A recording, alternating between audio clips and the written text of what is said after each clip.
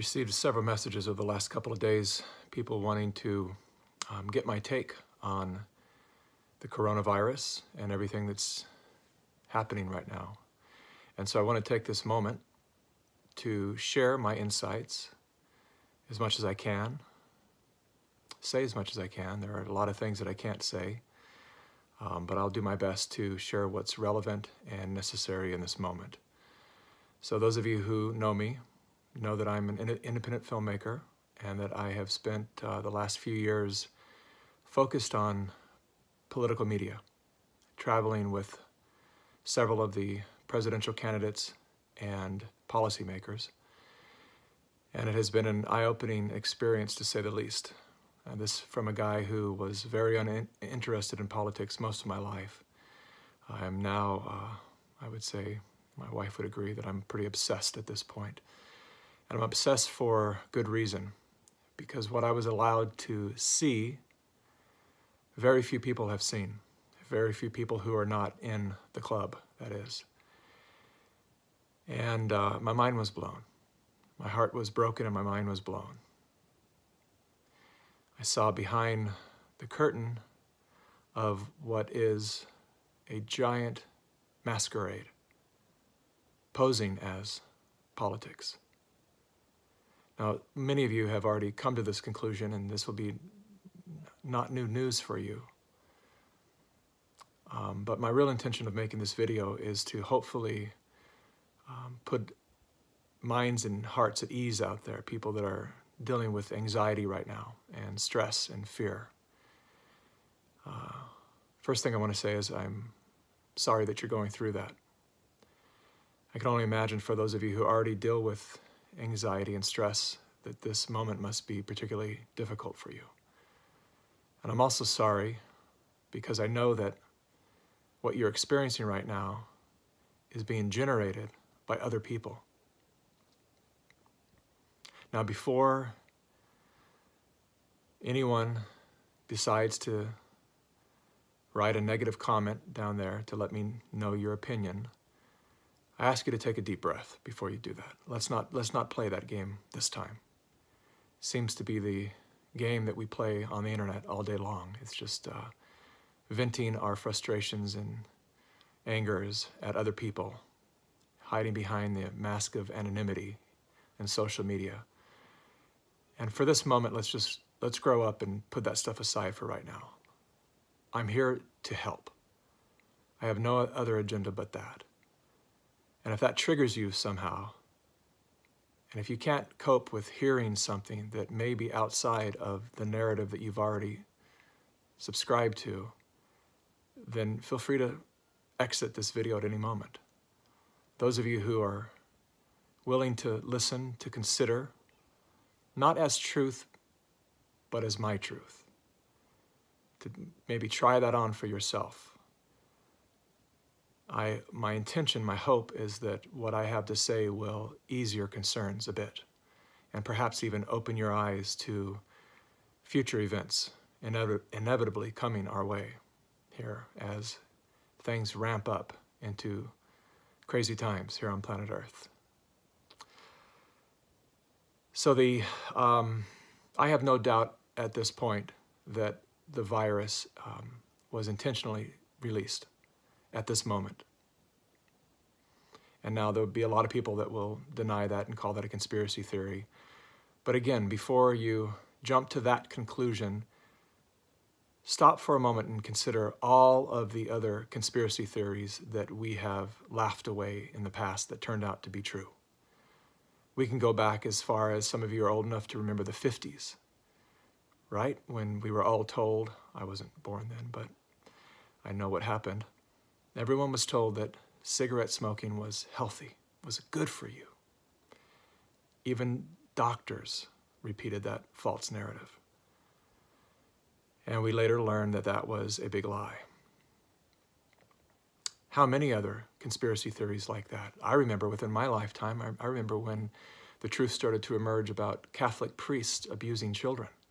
That was something that no one wanted to believe, except for, of course, the people who were directly affected by it. But everyone else just thought that was craziness. A priest of all people, somebody who preaches the word of God and is so dedicated to their communities and to their church, to their cause, would actually do something as harmful and destructive as harming our children sexually. That turned out to be true. I can go down a long, long list, but I'll save it. And I just ask you to remember that sometimes the craziest things turn out to be the most sane realities. And that's the time that we're living in right now. A time when there is so much happening behind the scenes. And this is one of the many things that I was exposed to on my many road trips with politicians. There is a narrative that is being controlled. It is all about the narrative. In fact, Plato said, those who tell the stories rule society. And forever, people have been doing their best to control the narrative, whether it be the financial narrative, the health and medical narrative, the climate, ecology narrative, whatever it might be. There are forces that want to control their narratives for profit, for gain of some sort, most of all for control. The big game that's happening out there that we are all stuck in the middle of is a game of control. There are very powerful forces that for generations have been seeking to control all of the world. We hear this in cartoons, right? Pink in the Brain used to say it. It's all about controlling the world. Well, it's not fiction. It is as real as it gets. There are people who want to control all people, all resources, and all currencies out there. And they've been working very hard to do it. It's one of the reasons we have central banks in almost every nation in the world right now. And so there's no denying that. I think everyone is awake enough to know that that's true. It is all about control. Those people that are in control, have been in control, are now losing control. That's what's happening. And so there is a massive panic going on. And there are people who face the rest of their lives in prison for literally espionage, traitor level activity. And they are doing everything to protect themselves right now. Now, I'm not saying they're the ones who created or set free this virus or anything like that, but it is very possible that, just consider the timing on everything. As a matter of fact, I think it was the day the Mueller report came out, I wrote a post. And the post was giving warning to all of us to expect terrorist attacks, mass shootings, attempted assassinations, and yes, pandemics.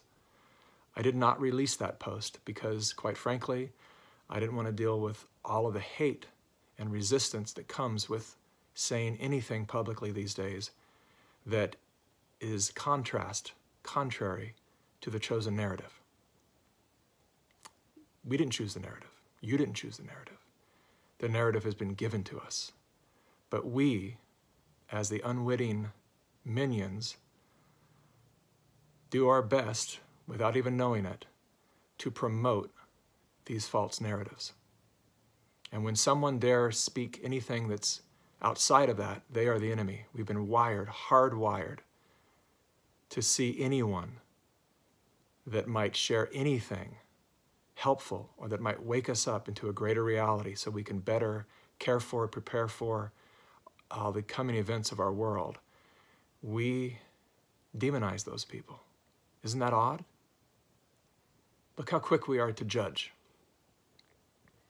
Look how quick we are to unfriend and avoid and name call and condemn fellow humans. And if you consider the fact that humanity, to me, in my mind, is no different than cells in an organism. We are all cells in one organism that we call life or humanity, whatever you want to call And if you understand the root of disease is quite typically when the cells are battling each other, or one group of cells is not as healthy as the others. That's what brings the onslaught of disease. And so we're dealing right now with way more serious viruses than coronavirus. And that is the disease of thought, the disease that's in our minds, the disease that keeps us unable to be in healthy relationship with each other. And that, my friends, is by design. That's by design because the people that are behind this know that united we stand and divided we fall. There is no stopping us when we're together. And it's one of the reasons why all of the groups that were starting to gain power have been fragmented up into so many subcategories. LGBTQ+, just keeps going, right? That's just one example of how all of the powerful movements have been divided up and then turned upon each other. It's easy to see. It's out there everywhere. And so I'm sharing with you tonight what will be perhaps a new thought for a lot of you out there, and not new for a lot of you. And that is, this is one of the most incredible times to be alive right now. I know that's hard to hear for a lot of you, but just stay with me for a second. We get to be the ones who cross the threshold, who see the other side of this experience. And it is very possible that it's going to get worse before it gets better. But I do promise you that it will get better, historically better, in a way that we've perhaps never seen before, at least not within our lifetime.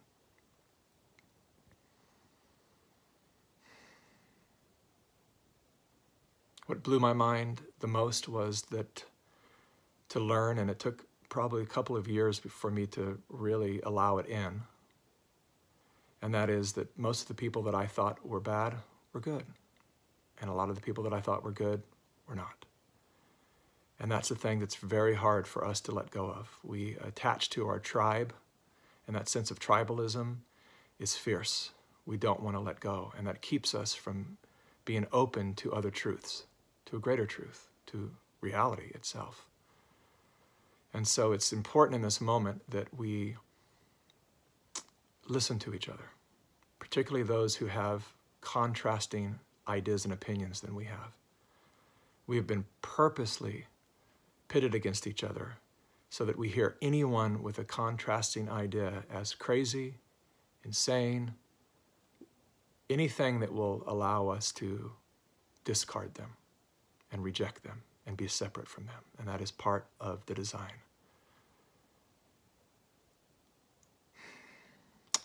And so what do we do in this moment when everyone's dealing with so much panic and so much fear? And perhaps it's for good reason. I believe that the coronavirus is very real. I think that the purpose behind it is it's achieving this purpose right now. One of the big purposes was to affect the U.S. economy.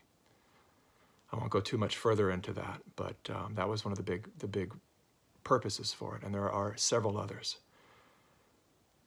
I mean, it just happens at a time when, it was being revealed that certain candidates were being cheated, and really interesting, suspicious things were happening in the world of politics, and depositions were happening, and sealed indictments were about to be unsealed, and so many things that just make the timing of this incredibly suspicious at best. So what do we do right now, people? We're all in this place of, quarantine physically and mentally. A lot of people are just plain freaking out there, not knowing what to do. I tend to remind myself at all times that it's good to be prepared. So plan for the worst, but expect the best. and hold that vision, we're powerful manifestors. When we hold a collective intention together, we actually have the power to move physical matter. But we can't do that when we're all in a state of absolute panic. If some of you saw my post that I released yesterday, it has some data in there about a lot of research that has taken place over the last few years, proving that when we're in this place of chaos and panic, that our IQ actually drops, and our ability to find solutions to problem solve goes way down. Again, that is by design. We have been corralled into being these technologically distracted modern slaves here on the planet. Even if we have a great life, I have a fantastic life, incredible wife and children, and I live in a beautiful little home and city. Yet I also recognize how hard I've had to work all of my life, and how hard everyone I know has had to work just to maintain a very modest existence. And that is by design. And so there are many things that are occurring right now that are having us waking up from that struggle and wanting to make radical change. And so it's important to remind ourselves, particularly those of us that are old enough to have lived through half a dozen to a dozen end of the worlds, to remind ourselves at all times that this too shall pass. It does. It will. It's going to.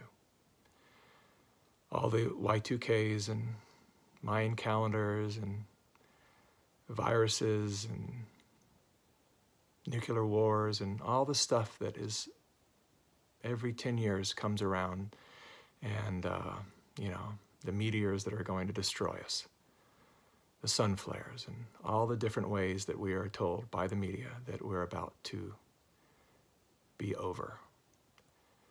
Why do they do that? Yeah, they do it for clicks, they do it for ratings, but above all, they do it to keep us in a numb state, in a paralyzed state. So the first thing we do, if you really want to improve your life and to get past this right now, is to turn off your television. Those smiling faces that you trust to bring you world news are not your friends. Now, this is coming from an independent journalist, so I have a great deal of respect for journalists, but these people that I'm talking about, you know what outlets are in question. These people are not journalists. These are paid actors that are under contract getting a lot of money to do and say whatever their masters tell them to do. They have sold their soul, and they don't care about you. And the damage that they're doing to our collective psyche is going to take us years to recover from. The constant fear mongering, the constant spinning everything good into bad. When was the last time you saw a really positive, beautiful story on your local or cable or mainstream news program?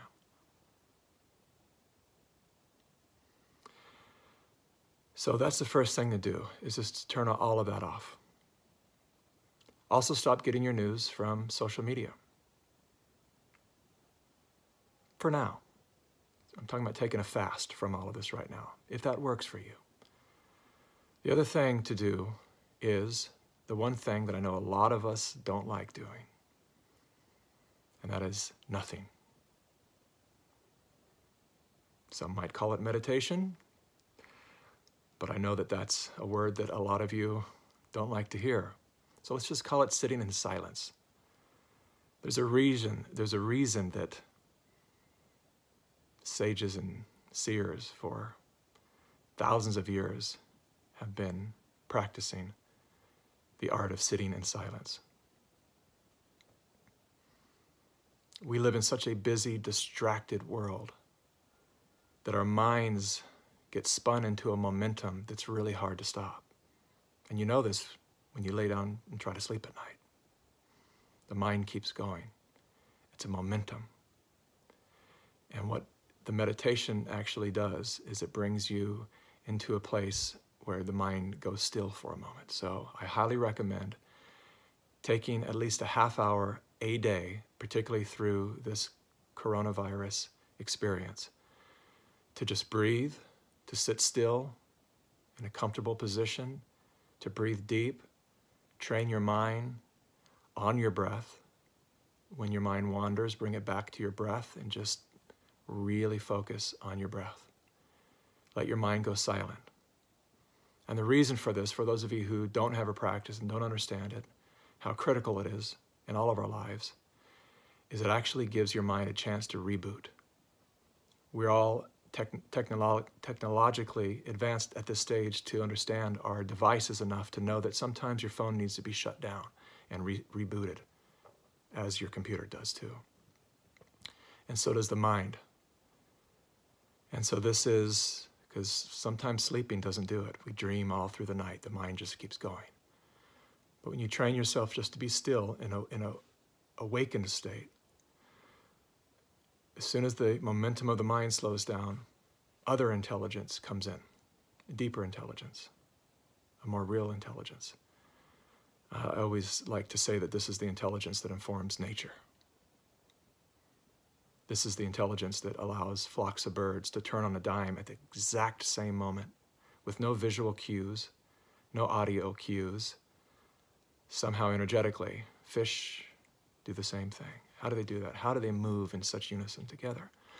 I believe that they're tapped into some kind of broadcast, some very intelligent broadcast out there. And so this is the thing that meditation allows us to tap into. And right now, more than ever, we all need to tap into an intelligence greater than the BS that's being broadcast all through our technologies. And when you do that, I'm quite certain that what you'll discover is this is an incredible time to be alive, and that everything is going to be okay. We are going to be fine. You are going to be fine. Trust that. Don't trust me, trust you. This too shall pass. This is the moment that we are being called to do the one thing that most of us, many of us, have not done in this life. And that is to lead, to fully lead, to truly lead. We have been brainwashed into believing that we are the followers and we elect the saviors, the leaders, and they're going to come in and somehow make our lives better. Yet, year after year, cycle after cycle, it is proven that that's not the way it works. So is it possible that this is the time when we are all being encouraged by nature itself to step forward and to be our own leaders? To lead. On that note, I encourage anyone who sees this video to make your own video, to share it with people, to share it with your friends. If you happen to be one of the lucky ones that are in a good, stable, grounded place, share your practices, share your good news. Your friends, everyone you love, they need to hear it right now. Don't worry about being judged. Don't worry about all the haters online. They're going to come anyway. Just let them pass through. And share this video. I guess that's it for now. I appreciate your time, your presence. I appreciate you listening. I appreciate being in this experience with you. I'm grateful that I somehow chose this time and space to incarnate into this life. That may sound woo-woo for you, but this is the time when we need to get a little woo-woo, people. We need to find something deeper. This is the moment.